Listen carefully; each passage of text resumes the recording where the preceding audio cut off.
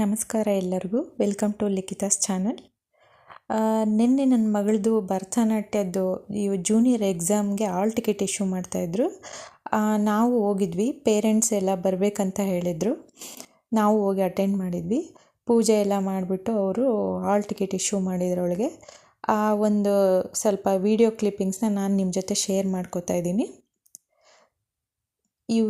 ಅವ್ರ ಗುರುಗಳು ಲಕ್ಷ್ಮೀಕಾಂತ್ ಅಂತ ಅವ್ರ ಹೆಸರು. ನಾವಿರೋ ಏರಿಯಾದಲ್ಲೇ ನಮಗೆ ತುಂಬ ಹತ್ತಿರವಾಗಿದೆ ಈ ಶಾಲೆ. ಈ ಶಾಲೆ ಹೆಸರು ಕನಸು ನನಸು ಅಂತ.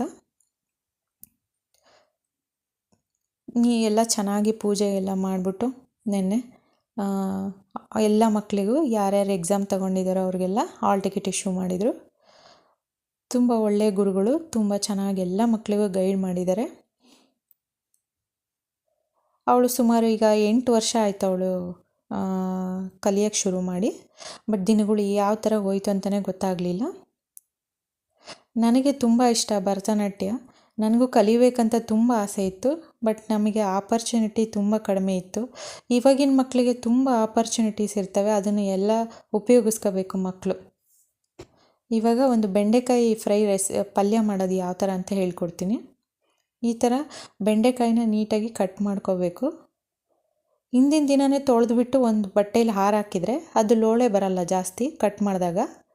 ನೋಡಿ, ಈ ಒಂದು ಸೈಜಲ್ಲಿ ಕಟ್ ಮಾಡ್ಕೊಂಬಿಟ್ಟು ಎಲ್ಲ ಬೆಂಡೆಕಾಯಿನೂ ಎಣ್ಣೆಯಲ್ಲಿ ಫ್ರೈ ಮಾಡಬೇಕು. ಫ್ರೈ ಮಾಡಿ ಒಂದು ಸೈಡಿಗೆ ಎತ್ತಿಟ್ಕೋಬೇಕು.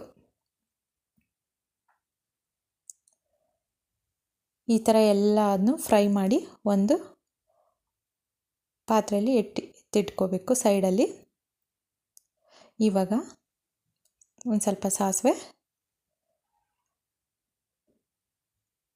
ಒಂದು ಸ್ವಲ್ಪ ಜೀರಿಗೆ,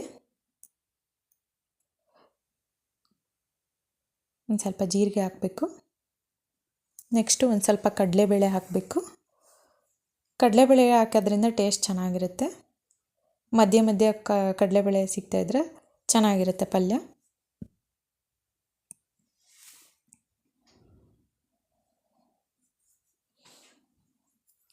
ಇವಾಗ ಉದ್ದುದ್ದಕ್ಕೆ ಕಟ್ ಮಾಡಿ ಇಟ್ಕೋಬೇಕು ಈರುಳ್ಳಿನ ಸ್ಲೈಸ್ ಥರ. ಮತ್ತು ಅದಕ್ಕೂ ಮುಂಚೆ ಶುಂಠಿ ಬೆಳ್ಳುಳ್ಳಿ ಪೇಸ್ಟ್ ಹಾಕಬೇಕು. ಶುಂಠಿ ಬೆಳ್ಳುಳ್ಳಿ ಪೇಸ್ಟ್ ಹಾಕೋದ್ರಿಂದ ಪಲ್ಯಕ್ಕೆ ರುಚಿ ಚೆನ್ನಾಗಿ ಬರುತ್ತೆ. ಈ ಪಲ್ಯ ತುಂಬ ಚೆನ್ನಾಗಿರುತ್ತೆ, ತುಂಬ ಟೇಸ್ಟಿಯಾಗಿರುತ್ತೆ. ಮುಂಚೆ ನಾವು ಅದೇ ಥರ ಚಿಕ್ಕ ಸೈಜಲ್ಲಿ ಕಟ್ ಮಾಡಿಬಿಟ್ಟು ಫ್ರೈ ಮಾಡಿಬಿಟ್ಟು ಮಾಡ್ತಾಯಿದ್ದೆ ಪಲ್ಯ. ಆ ಟೇಸ್ಟ್ಗಿಂತ ಈ ಪಲ್ಯ ಎಣ್ಣೆಯಲ್ಲಿ ಫುಲ್ ಎಲ್ಲ ಫ್ರೈ ಮಾಡಿ ಇಟ್ಕೊಂಡು ಮಾಡೋದ್ರಿಂದ ಇದು ತುಂಬ ಚೆನ್ನಾಗಿರುತ್ತೆ ಟೇಸ್ಟ್. ಒಂದು ಸ್ವಲ್ಪ ಕರಿಬೇವು ಹಾಕಬೇಕು.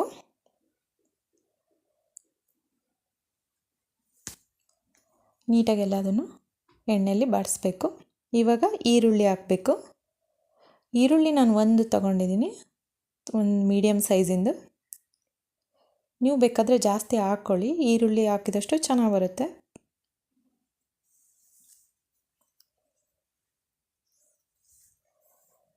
ನೀಟಾಗಿ ಎಲ್ಲದನ್ನು ಎಣ್ಣೆಯಲ್ಲಿ ಬಾಡಿಸ್ಬೇಕು.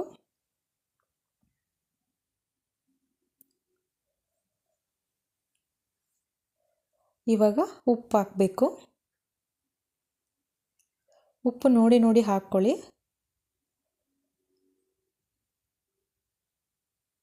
ನೀಟಾಗೆಲ್ಲ ಮತ್ತೆ ಹೊಂದಿಸ್ಬೇಕು. ಇದು ಮಕ್ಕಳಿಗೂ ತುಂಬ ಇಷ್ಟ ಆಗುತ್ತೆ ಪಲ್ಯ. ಎಲ್ಲ ಮಕ್ಕಳಿಗೂ ಬೆಂಡೆಕಾಯಿ ಅಂದರೆ ಇಷ್ಟ ಅಲ್ವಾ. ಬೆಂಡೆಕಾಯಿ ಫ್ರೈ ಮಾಡಿರೋದು ಯಾವುದೇ ಇದು ಆದ್ರೂ ಮಕ್ಕಳೆಲ್ಲ ತುಂಬ ಇಷ್ಟಪಡ್ತಾರೆ. ಇವಾಗ ಒಂದು ಸ್ವಲ್ಪ ಅರಿಶಿನ, ಅಚ್ಕಾರದ ಪುಡಿ.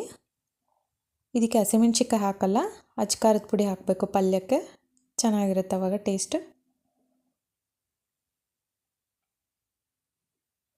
ಮತ್ತು ನೀಟಾಗಿ ಎಣ್ಣೆಲೆಲ್ಲ ಹೊಂದಿಸ್ಬೇಕು. ಇವಾಗ ಸಾಂಬಾರು ಪುಡಿ ಹಾಕ್ತಾಯಿದ್ದೀನಿ. ಸಾಂಬಾರು ಪುಡಿ ಹಾಕೋದ್ರಿಂದನೂ ಟೇಸ್ಟ್ ಚೆನ್ನಾಗಿ ಬರುತ್ತೆ ಇದು. ಇವಾಗ ಗರಂ ಮಸಾಲ,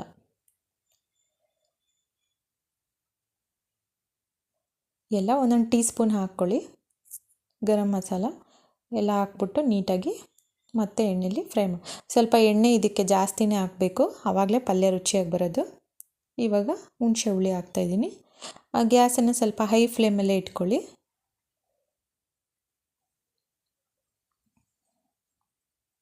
ಈಗ ಫ್ರೈ ಮಾಡಿ ಇಟ್ಕೊಂಡಿರೋಂಥ ಬೆಂಡೆಕಾಯಿನ ಅದಕ್ಕೆ ಸೇರಿಸ್ತಾ ಇದ್ದೀನಿ.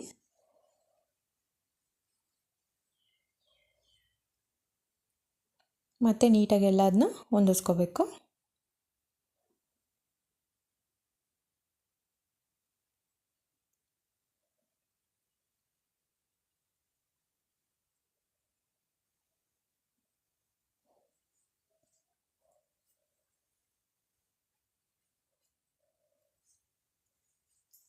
ನೋಡಿ ನೀಟಾಗೆಲ್ಲ ಹೊಂದಿಸ್ಕೊಂಡು, ಬೆಂಡೆಕಾಯಿ ತುಂಬ ಆರೋಗ್ಯಕ್ಕೆ ಒಳ್ಳೆಯದು. ವಾರದಲ್ಲಿ 1 ಟೈಮ್ ಆದರೂ ಅದನ್ನು ಪಲ್ಯದ ರೂಪದಲ್ಲಿ ತಗೋಬೇಕು.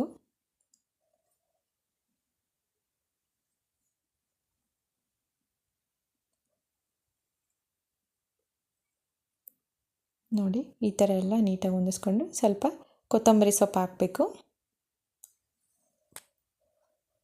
ಇವಾಗ ಕಾಯಿ ತುರಿ,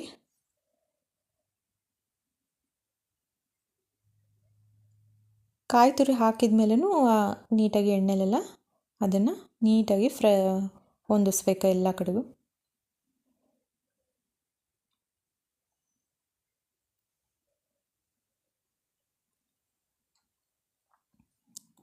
ತುಂಬ ಈಸಿ ಮತ್ತು ಸಿಂಪಲ್, ಬೇಗನೂ ಆಗುತ್ತೆ. ಸ್ವಲ್ಪ ಹಿಂದಿನ ದಿನವೇ ಬೆಂಡೆಕಾಯಿ ಎಲ್ಲ ನೀಟಾಗಿ ವಾಶ್ ಮಾಡಿ ಫ್ರೈ ಮಾಡಿ ಎತ್ತಿಟ್ಕೋಬೇಕಷ್ಟೆ. ಇವಾಗ ನೋಡಿ ಪಲ್ಯ ರೆಡಿ ಆಯಿತು, ಚಪಾತಿ ಪಲ್ಯ. Thanks for watching.